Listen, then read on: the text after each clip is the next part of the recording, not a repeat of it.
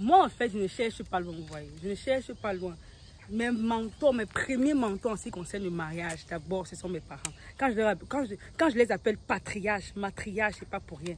Ils nous ont montré, en fait, c'est quoi vivre ensemble, c'est quoi se supporter, c'est quoi, n'est-ce pas, faire des concessions dans un mariage. They've shown it to us. They've shown it to us. Donc, si aujourd'hui, j'entre dans le mariage, comme je vous l'ai dit, il y a des choses que je me dis, bon, il y a ça que je ne ferai pas forcément parce que je trouve que ça ne me convient pas personnellement. Mais les choses que je copie chez eux parce qu'ils sont nos modèles en fait.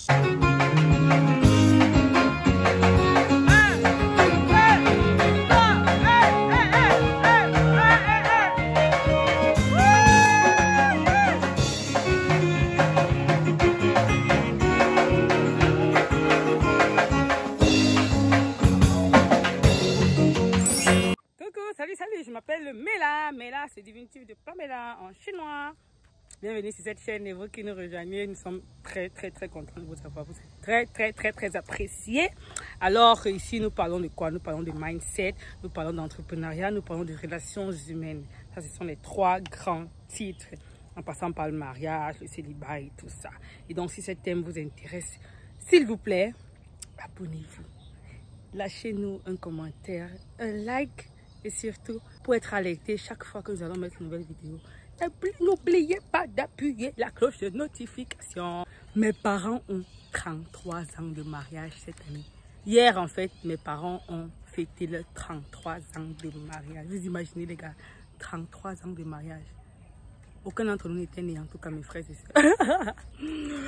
Donc, du coup, il y a plein de choses que je les ai vues faire, que j'ai observé dans le mariage et que je compte vivement reproduire dans le mien. Plein de choses.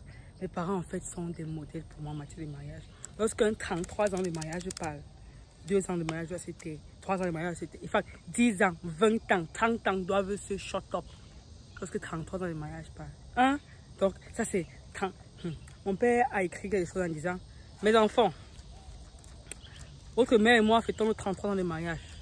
Donc le Seigneur Jésus-Christ a fait 33 ans de vie sur terre. Alors nous fêtons nos 33 ans de mariage. Et vous avez compris de quoi il s'agissait? Vous avez compris? Hein? Oh là, ça m'a tellement plu. Vraiment. Je suis en train de voir m'acheter une glace. Ouais. Hein? Voilà, c'est super. Hein? C'est un marchand de glace. La voici. Bon les amis, ici d'ailleurs il fait chaud. Il n'y avait pas ce bruit ici avant. Il n'y avait pas ce bruit ici quand je suis arrivée. Ça sort d'où? Merci parti. C'est excessivement chaud. Je crois qu'il est 19h moins. Oui. Donc je vais rapidement faire cette vidéo aussi. Et j'ai apporté, j'ai tout apporté en fait. J'ai apporté une glace. Ah ok, prenez-vous quelque chose à manger parce que moi aussi j'ai prévu quelque chose à me mettre sous la dent en vous racontant exactement, n'est-ce pas, comment ça se passe les 33 ans de mariage. Déjà, il ne s'agit pas de miens parce que on sait tous que, voilà, je ne suis pas mariée et je n'ai aucune honte à le dire, à le répéter chaque fois. Ce qui serait important pour moi présentement, c'est vous dire en fait ce que j'ai appris des 33 ans de mariage de mes parents. Attendez, je suis cette chose. Ne vous inquiétez surtout pas, on va s'en sortir. C'est vrai que c'est pas évident. L'été c'est une autre dimension, moi ça.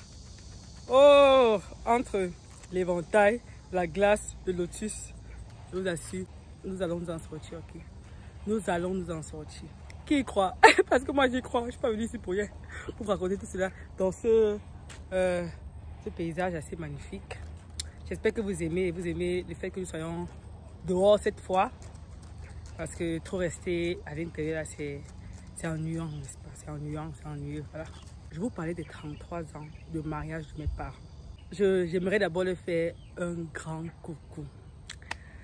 J'aurais aimé être là, j'aurais aimé, n'est-ce pas, que nous filmions cette vidéo ensemble. Et leur poser un tas de questions. Même sur comment ils se sont rencontrés. Bon, ils me l'ont déjà expliqué, mais je voulais un peu faire un genre de il était une fois pour que vous soyez un peu dans le bain de ce qui se passe, quoi. Je pense pas que je vais pouvoir raconter leur histoire de rencontre. En tout cas, pas aujourd'hui. Et c'est mieux, c'est toujours mieux en fait que les personnes racontent par elles-mêmes, n'est-ce pas? Comme ça, on peut poser des questions. Mais bon, ça se fera. Nous sommes à plus de 11 000 km de distance seulement. Donc, c'est pas possible pour l'instant. Mais ça se fera. Mais moi, en tant qu'enfant, déjà, je suis la 3e de la famille. En 33 ans de mariage, c'est qui me fait les calculs là. Si je suis la 3e, c'est que j'ai quel âge? Bon, il faudrait que vous sachiez les cas d'âge qui séparent les enfants. Bref, vous avez quand même une idée. Hein? Vous avez une idée. C'est énorme. En fait, je pourrais prendre des semaines pour parler de mes parents. Mais vraiment, c'est un couple qui m'inspire. C'est un couple qui m'inspire parce que, vous savez, c'est pas donné en fait d'avoir des modèles à copier sous vos yeux avec lesquels vous avez vécu. C'est quoi non les gars? Partez non? Ouais, vous voulez absolument être dans la vidéo. Je disais que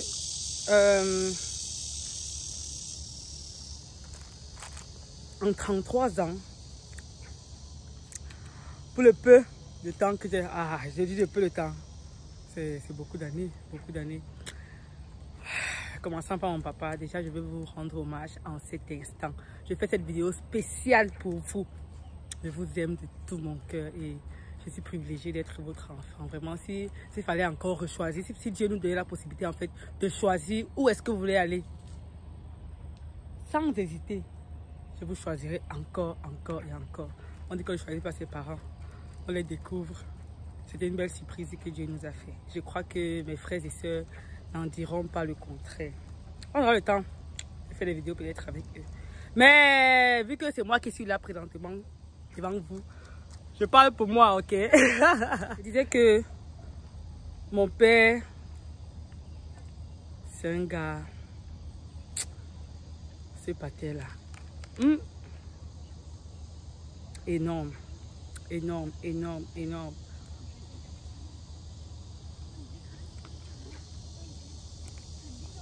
Vous savez, j'ai un peu du mal avec des hommes paresseux parce que j'ai pas vu un paresseux, j'ai pas grandi avec un homme paresseux. Parce qu'on dit, voilà, tu dois être financièrement prêt pour te marier. En fait, pas prêt déjà, tu dois être milliardaire forcément, mais quand même, tu dois avoir de quoi subvenir aux besoins de tes parents, de la famille qui t'a fait à construire. Lorsque je dis ça et je me tiens dessus, c'est parce que j'ai vu mes parents en fait le faire. Lorsque mon père se mariait déjà, pour vous situer le contexte, je ne viens pas d'une famille longue aux as. Voilà, je crois que les success stories commencent toujours par là. Je viens d'une famille modeste, on n'avait pas de lumière à la maison, on n'avait pas d'eau, on avait des lampes pour étudier, non. non, du tout. Nous avions la lumière, nous avions l'eau, nous allions dans des établissements scolaires, privés. Je crois qu'avec le père qu'on avait, il s'est dit, j'ai grandi peut-être dans des circonstances un peu précaires, mais mes enfants ne feront pas ça. Et papa, tu as tenu ta promesse. Like, quoi? Non. Nous avions tout ce dont nous avions besoin, que ce soit côté scolaire, côté... Nos parents payaient. On ne m'a jamais chassé à l'école pour la pension, aussi longtemps que je m'en souviens. Je ne pense pas qu'on ait chassé un de mes frères pour la pension. Ou bien, en fait, pour vous dire que mes parents, mon père et la responsabilité, c'était autre chose. C'est un homme. J'ai vu mon père travailler. C'est un grand travail. Présentement, il a pris sa retraite, mais il continue de travailler. Maman dit souvent que, ouais, alors même nous reposer. Mon papa dit que, le précieux trésor de l'homme, c'est l'activité, maman. Je vais me reposer comment? Il travaille. Il aime les travaux champêtres et tout ça. C'est vrai qu'il a essayé de nous embarquer par plusieurs fois, mais regardez-moi. Je travaille au champ, moi vous dis. Ouais, je travaille au champ. Elle disait souvent que maman, la fille, là, tu peux travailler au champ. Je travaille au champ, s'il vous plaît. Mais la dernière fois, je vais vous raconter une petite anecdote. La dernière fois que je suis allée au champ. La dernière fois. Que je suis allée au champ lorsque j'étais au pays. j'ai eu des brûlures excessives sur mon dos. Jusqu'à ce que je me suis dit comme ça, papa, regarde mon dos. Tu vois ce que tu m'as fait? Depuis le jour alors. Non. Non, non, il me dit que le champ, c'est pas pour moi. De toutes les façons, j'aime l'agriculture. Je vais m'y lancer, clairement. Clairement. J'ai aimé. Vous voyez que je vous amène ici, après je vous amène là-bas, après je vous montre les rues descendre vraiment. C'est un story time, n'est-ce pas? C'est dans notre story.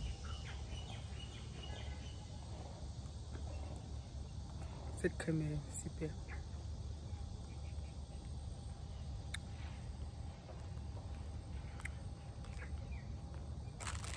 On me disait, I can't stand a lazy man. Vous savez, je ne peux pas supporter un homme paresseux qui ne fout rien, qui, je vais dire quoi, qui, voilà, se contente de plus qu'une partie de son cerveau, qui ne sait pas comment créer la richesse et tout ça. I can't, like, je suis allergique aux hommes paresseux, like, j'aime voir un homme travailler. Voilà ce qui m'intéresse chez un homme. Mon papa, c'était un travailleur, comme je vous l'ai dit. Aïe, c'est papa. Hey, on peut être mettre quelques photos si je retrouve de là où il est au champ, il travaille, il cultive, il fait ça, il monte des projets. Voilà, je vais faire les pommes cette année, je vais faire ça. Ça ne va pas toujours donner comme on le voulait, mais il ne se décourage pas, il continue. On appelle ça comment? Un multirécidiviste. Mon père, c'est... Oh là, oh là là là là. Et puis, vous savez, dans un couple, il y a toujours... une personne qui a un sang chaud et une personne qui est plutôt un peu tempérée. Bon, la question que vous vous posez peut-être est de qui d'entre mon papa ou ma maman a le sang chaud? Je crois que c'est plus ma mère. Hein. Je crois que c'est plus ma mère. Je crois que c'est plus ma mère. On a grandi avec une mère qui savait mettre le chaud à la maison. Ah, Lord. Lord. C'est vrai qu'on dit que... Bon, ma maman, c'est une maman africaine normale, n'est-ce pas? Qui n'a pas épargné le fouet, qui n'a pas épargné les baffes, les bonnes baffes, les gifles volantes. Bon, c'est vrai que j'ai quand même vu cette photo là où les mamans lançaient les balais sur les enfants, les pilons. Non. Ma mère n'allait pas jusque-là quand même. Elle n'allait pas jusqu'à lancer les objets sur nous. Elle ne faisait pas ça. Ce qu'elle faisait par contre, c'était de nous paisser, de nous griffer. Eh, maman, aïe, ça faisait trop mal. Trop mal, je vous dis la vérité. Ça faisait trop mal. Ça les a corrigés, like, seriously. Ma maman est une femme super. Je l'ai vue. Ma maman était une femme active. Quoique, lorsque moi je suis venue au monde, en fait, elle me racontait souvent que lorsque moi je venais au monde, en fait, lorsqu'elle était enceinte de moi, j'étais pas un enfant qui dérangeait dans son ventre. Donc du coup, elle pouvait faire plein d'activités. Elle pouvait aller vendre ça ici, faire des choses comme ça, des petits commerces, des grands commerces, des moyens commerces. Donc du coup, le jour où elle est arrivée à terme avec ma grossesse, elle est partie juste livrer le colis comme ça. Et puis, je n'ai pas dérangé. Vous voyez, c'est pas l'enfant qui dérange. Je dérange pas du tout. Oui, donc j'ai toujours vu ma mère travailler. En grandissant, elle avait une grande boutique là-bas à Tamja, c'est à Bafoussam. Elle avait une grande boutique là-bas, vous voyez, elle faisait des tas de choses. Donc du coup, parce que pas même d'entrepreneuriat, vous allez vous dire que voilà, j'ai grandi avant d'entendre ce qui veut dire entrepreneuriat. Non. Ma maman est l'exemple type. D'abord maman est mon premier modèle en matière d'entrepreneuriat, vous savez. C'est vrai que elle n'avait pas trop voulu nous exposer à ce monde-là, vous voyez, parce que peut-être elle voulait qu'on se concentre sur l'école. Elle misait tout sur l'école. Elle se disait voilà, mes enfants doivent avoir, n'est-ce pas, une bonne éducation, aller le plus loin possible. Papa et maman en fait. Donc du coup, l'entrepreneuriat, elle ne nous formait pas forcément l'entrepreneuriat. Bon, c'est vrai que nos grands-mamans en fait, elle ne manquait pas de nous envoyer au marché pour vendre ces choses. Okay. Eau de glace, encore ici.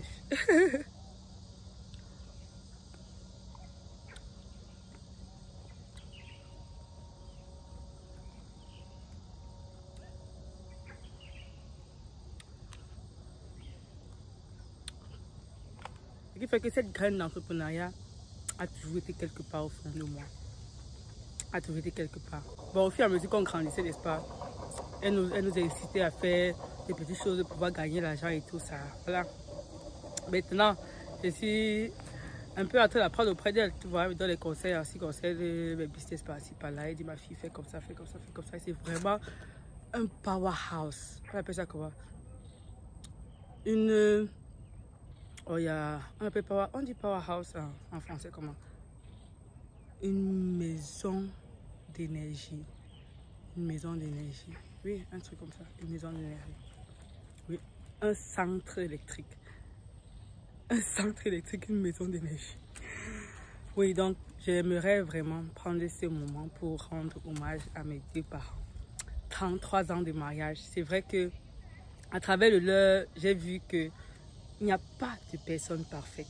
Il n'y a vraiment pas de personne parfaite. Chaque jour, on essaie de s'améliorer. Chaque jour, on essaie de faire plaisir à son conjoint, en fait. Chaque jour, on essaye de mettre des efforts et que l'amour, même l'amour le plus ardent ne résiste pas à la négligence, vous voyez. C'est vrai qu'il y a plein de choses que je peux copier du modèle du mariage de mes parents, mais il y a aussi plein de choses que je me suis dit à un moment que ça, je n'aimerais pas faire ça chez moi. Ça, je n'aimerais pas faire ça chez moi. Ça. Et c'est en fait ça, comme le pasteur Maslow disait. Nos parents nous servent de modèle, en fait. Nos parents, en fait, sont une sorte de... Je vais dire quoi? Sont une sorte de photos, sont une sorte de... Voilà, ce sont nos prédécesseurs, en fait. Ils ont emprunté une certaine voie pour que lorsque nous y arrivions, nous ne faisions pas les mêmes erreurs qu'ils ont forcément fait, vous comprenez? Donc c'est en fait ça. J'ai beaucoup appris du mariage de mes parents. 20 minutes de vidéo ne suffirait pas pour vous étaler ça. Bon, je vais vous balancer un truc rapidement. Et déjà, il y a des habitudes en fait qui ne changeront jamais. Il y a des habitudes qui ne changeront jamais chez l'autre. C'est l'un des conjoints comme chez l'autre. Il y en a qui demeureront tout. Donc vous devriez, n'est-ce pas, vous arranger à supporter. On n'entend pas le mariage pour forcément changer les personnes. Vous savez, comme on dit souvent que lorsqu'une femme marie son conjoint, c'est en fait, elle sait exactement ce qu'elle veut changer chez lui. Donc du coup, elle veut que ça s'arrête. Ça s'arrête. Il y a peu de choses que ma maman a essayé de changer chez mon père. Jusqu'aujourd'hui, 33 ans après, elle n'a pas du tout réussi. Bah, elle essaie de s'y faire. C'est vrai que jusqu'à présent, ça la dérange toujours. Les amis sont en train de passer derrière, vous les voyez. Jusqu'à présent, ça la dérange toujours, mais elle va faire comment? Choisir, c'est choisir, voilà. Et tout ça. Est-ce qu'ils s'aiment encore comme ils s'aimaient avant? Oh là, je crois qu'ils s'aiment encore davantage et plus même. En fait, je ne cherche pas loin, vous voyez. Je ne cherche pas loin. Mes mentors, mes premiers mentors en ce qui concerne le mariage, d'abord, ce sont mes parents. Quand je les appelle patriarches, matriarches, c'est pas pour rien. Ils nous ont montré, en fait, c'est quoi vivre ensemble, c'est quoi se supporter, c'est quoi, n'est-ce pas, faire des concessions dans un mariage. They've shown it to us. They've shown it to us. Donc, si aujourd'hui, j'entre dans le mariage, comme je vous l'ai dit, il y a des choses que je me dis, bon, il y a ça que je ne ferai pas forcément parce que je trouve que ça ne me convient pas personnellement, mais les choses que je copie chez eux parce qu'ils sont nos modèles, en fait. Vous savez, il y a des parents, en fait, il y a des familles dysfonctionnelles, des familles qui se déchirent, des enfants qui sont laissés de part et d'autre à vivre chez la tante et à faire ceci, cela. Il y a, n'est-ce pas, des familles où des enfants ne savent pas que, ok, j'ai un frère ici, j'ai un frère là et tout ça. Mais par la grâce de Dieu, j'ai eu des parents qui ont été intentionnés en ce qui concerne leur vie, qui ont rangé leur vie en se disant que non, nous aurons nos enfants seulement dans le mariage. Merci pour ce modèle. Merci pour ce modèle. Je ne suis aucunement en train de frustrer ces parents-là qui ont fait peut-être des erreurs. En fait, je ne sais pas s'ils appellent ça erreur. En fait, je ne voudrais même pas entrer sur ce terrain-là. Mais juste pour vous dire, on dit qu'il faut, n'est-ce pas, rendre la gloire à qui la gloire est due. On dit à tout seigneur, tout honneur. Il faut véritablement savoir apprécier ce genre de choses. Savoir apprécier ce genre de choses. Si aujourd'hui je me dis, ok, je ne veux pas d'enfant avant mon mariage, c'est parce que j'ai eu ce modèle sous les yeux là. J'ai ce modèle sous les yeux. Et lorsque je vois ceux qui ont eu des enfants en mariage et tout ça, mes amis et tout, je me dis, j'ai fait un bon choix. Like, j'ai fait un bon choix. C'est pas parce que je suis, je sais pas, superwoman ou quoi que ce soit. La grâce de Dieu a fonctionné en ma faveur, oui, je sais. Mais tu vois, c'est une certaine discipline qu'on s'est aussi imposée dans la chair. On s'est dit, je traite durement mon corps. Et je le maintiens assujetti au nom de Jésus. Merci papa et maman. Je vous appelle patriarche Kego, matriarche Kego, c'est pas pour rien. C'est pas pour rien. La révélation que j'ai concernant ces noms-là. Papa et maman, vous devez écrire un livre. Vous devez animer des conférences. Like seriously. Dès que j'ai l'occasion de vous avoir sous la main, soyez sûrs, on doit faire des vidéos. Mes enfants ont besoin d'entendre ce que vous avez à dire. Moi-même d'abord, j'ai besoin. Mes frères et sœurs en ont besoin. Le monde en a besoin. On doit écouter votre histoire.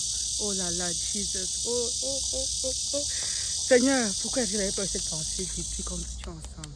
Mais bon, ce n'est que partie remise. On doit écouter votre histoire. Papa, j'attends ton livre. Maman, j'attends ton livre. Like, ça doit être conseillé dans un livre. Conseillé dans un livre, forcément. Vous êtes des trésors, en fait. Vous êtes des trésors. C'est chaque jour encore, je me rends davantage compte. Chaque jour, il me dit, oh là là, j'ai hâte de vous revoir. J'ai hâte de vous revoir, seriously. C'était donc pour vous rendre hommage, comme ça, et puis pour vous dire, voilà, je suis infiniment reconnaissante. Je sais que mes frères et sœurs aussi, si nous étions ensemble, nous devions faire une vidéo, une grosse vidéo, là, et quand on devait crier et dire tout ça, mais bon, hélas, je suis seule ici. Et seule ici, et puis voilà, je le fais au nom de nous tous. Maman, merci, papa. Merci infiniment.